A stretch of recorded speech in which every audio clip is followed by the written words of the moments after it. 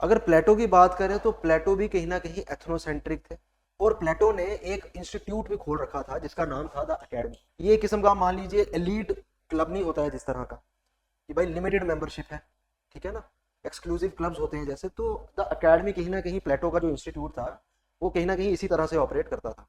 अब प्लेटो जो थे, प्लेटो माने जाते हैं one of the wisest person also like his teacher Socrates and the father of political philosophy. Plato का थोड़ा सा हम ब्रीफ हिस्ट्री जो है, प्लेटो की टाइमलाइन जो है वो हम समझते हैं। तो प्लेटो के जो ओपिनियन थे वो काफी अलग तरीके से, थोड़े रेडिकल ज्यादा थे। प्लेटो के ओपिनियन कहीं ना कहीं बैलेंस नहीं थे। प्लेटो एक आइडियलिस्ट थे अपने टीचर सोक्रेटिस की तरह। जो एरिस्टोटल थे वो आइडियलिस्ट नहीं थे, वो रियलिस्ट थे। बात करें अगर प्लेटो की, तो प्लेटो ये मानते थे that the senses of the human being lies to them, इंसान की इंद्रियां उससे झूठ बोलती हैं, ऐसा प्लेटो का मानना था। और प्लेटो कहीं ना कहीं फिलोसफी को हाईएस्ट पोजीशन जो था वो देते थे। अब प्लेटो कहते थे that the senses of a man is lying to them, and due to the lying the man cannot reach to the ultimate truth. Socrates' theory of knowledge has somewhere affected or influenced Plato's theory of ideas. Ultimately Plato जो थे वो philosopher king की theory को prove करना चाहते थे। इसलिए आज हम दो अप्रोचेस समझेंगे पहले before starting Plato. First is the inductive approach and second is the deductive approach. अगर बात करें हम इंडक्टिव अप्रोच की, इंडक्टिव अप्रोच कहीं ना कहीं बात क्या करती है, इंडक्टिव अप्रोच कहती है that whatever are the means, if they are just, it will reach to the right end. For example, अब ग्लेशियर है, ग्लेशियर पिघलता है और नदी बनती है। अब नदी को यह पता है कि वो फाइनली उसकी डेस्टिनेशन कहां पर होगी, नदी बहती है, बस पानी है वो अपना रास्ता खुद बनाता है। Inductive approach is like that only. Then what is deductive approach? Deductive approach होती है when you have predetermined goals, when you have predetermined end. जब आपको पता है कि आपका रास्ता कहां पर है, आपको पहुंचना है बस। For example, if there is point A and there is point B, तो रास्ता पहुंचने का ए टू बी कैसे है? सीधा भी है, ऐसे भी है, ऐसे भी है, और लेकिन but you know the destination, you know the final destination where the ultimate conclusion will end. That is a deductive approach. You need to derive your theorem. So when you are already, or when you have already decided कि भाई आपको करना क्या है, आपको पहुंचना कहां पर है, after that basically you are giving out certain theories, but ultimately that is not the justice, that is not purely dialectical. Dialectical है कि नहीं है? What is dialectics? Dialectics है when the natural arguments evolve and when the natural counter arguments evolve. अगर आप पहले से ये सोच के बैठे हैं कि आप वाद विवाद में अपने पॉइंट को ही साबित करेंगे, like I have told you earlier also, अगर आप पहले से ये सोच के बैठे हैं कि भाई for example if I am telling you one nation one election is good, लेकिन आपने डिसाइड करके रखा है कि one nation one election is not good, तो वन नेशन वन इलेक्शन आपके लिए गुड कभी होगी ही नहीं, because you have already predecided that I will stick to my conclusion, I will stick to my stand. That is a deductive approach. ये होती है डिडक्टिव अप्रोच। प्लेटो deductive थे अपनी अप्रोच में। क्यों? प्लेटो ने थीरीज तो दी बढ़िया बढ़िया, लेकिन अल्टीमेटली प्लेटो की सभी थीरीज पहुंच कहां रही थी? फिलोसफर किंग को बनाओ, फिलोसफर किंग को बनाओ और फिलोसफर किंग को बनाओ। सीधी सी बात है। प्लेटो बनाना चाहते थे एथेंस को महान।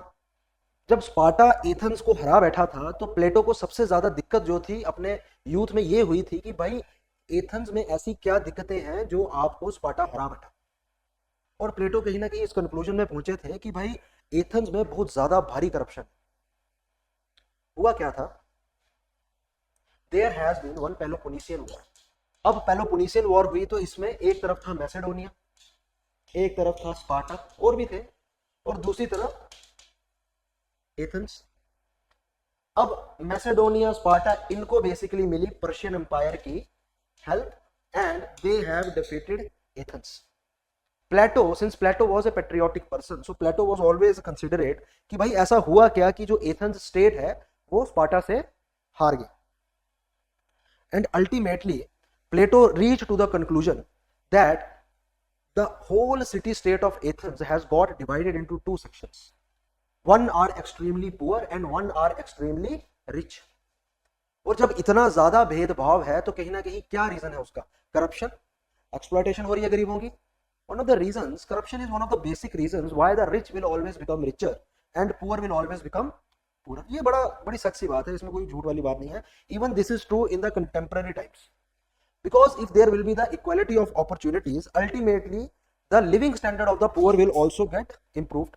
This is the whole philosophy behind, why the state is not, especially the state of Athens according to Plato, is not becoming great. अब अगर बात करें प्लेटो की, तो प्लेटो बेसिकली सोक्रेटिस से तो प्रभावित है ही थे, लेकिन प्लेटो एक और इंसान से बड़े ज्यादा प्रभावित थे, वो थे हमारे पाइथागोरस। पाइथागोरस का नाम सुना है कभी आपने? थ्योरम में सुना, वही पाइथागोरस है, राइट ट्रायंगल वाले, राइट एंगल ट्रायंगल वाले, ठीक है ना। अब पाइथागोरस ऐसा माना जाता है ही went to India to understand the concept of transmigration of souls. However, in certain books it has also been written that Plato has been to India to understand this concept.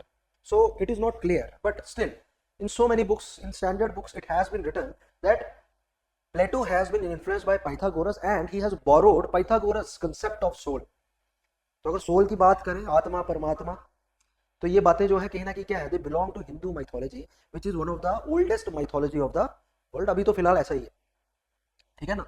Now, talking about the concept of soul, Pythagoras went to India because Pythagoras always believed that this whole world is based on a certain logical pattern, एक mathematical equation की तरह है।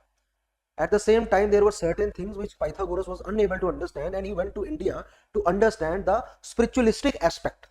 अब besides Pythagoras and Socrates, from Socrates obviously he has derived the methodology of dialectics. Socrates का बड़ा ज्यादा प्रभाव था प्लेटो पे। सोक्रेटिस को डेमोक्रेटिक डिसीजन के ऊपर कैपिटल पनिशमेंट दी गई, और कहीं ना कहीं प्लेटो को डेमोक्रेसी को लेके इतनी ज्यादा खटास पैदा हो गई थी कि वो कहते थे democracy is the worst form of government, क्योंकि कहीं ना कहीं ये चीजें अफेक्ट की थी। एट द सेम टाइम प्लेटो ऐसे भी नहीं थे, अब एक राजा होते थे सिटी स्टेट के, तो प्लेटो ने उनको फिलोसफर किंग बनाने की कोशिश की, तो उन्होंने क्या किया, प्लेटो को ही स्लेव मार्केट में जाके बेच दिया। तो प्लेटो के जो दोस्त थे दे वर क्वाइट वेल ऑफ, तो उन्होंने कहीं ना कहीं प्लेटो को बचाया वहां से। एक बड़ी मशहूर कहानी है प्लेटो की कि प्लेटो बैठे होते हैं, कुछ लोग बैठे होते हैं, और अगले दिन सुबह जो सफाई कर्मचारी होते हैं वो वहाँ पर आते हैं, तो देखते हैं मोमबत्तियाँ जली हुई थी पूरी रात, तो मोमबत्तियाँ पिघली हुई थी। तो वो पूछते हैं कि यहाँ पर पूरी रात बैठे हुए थे, पूरी रात क्या चर्चा हो रही थी? तो प्लेटो कहीं ना कहीं एथनोसेंट्रिक थे, अपने आप को महान समझते थे, तो प्लेटो कहते हैं कि अरे तुम बेवकूफ़ हो, तुम्हें समझना आएगा, तो ये बातें तुम्हारे बस की ना है, तो तुम रहने दो। वो कहते हैं नहीं, आप बताइए मेरे को। तो प्लेटो कहते हैं हम सब बैठ के रात को ये सोच रहे थे कि घोड़े के दांत कितने होते हैं। तो कहते कि इतनी छोटी सी बात थी, तो आप मुझे बताते हैं मैं अस्तबल में जाता, घोड़े के दांत गिन के आ जाता, आप पूरी रात क्यों बैठे रहे सब?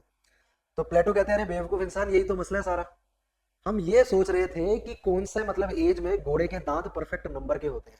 तो प्लेटो जो थे वो कहते कि ये तुम्हें बातें समझ नहीं आएंगी, क्योंकि तुम एक आम इंसान हो, तुम एक आम सोच रखते हो, ठीक है। तो प्लेटो कहीं ना कहीं अपने आप को एथनोसेंट्रिक भी मानते थे। प्लेटो, ये माना जाता है कि Plato always lacked faith in the capacity of a common man, which will reflect eventually in his theory of philosopher king. Plato की अगर हम बात करें तो प्लेटो जो थे वो कहते थे कि I thank to God that I got born in the Greek civilisation and I was not born as a barbarian.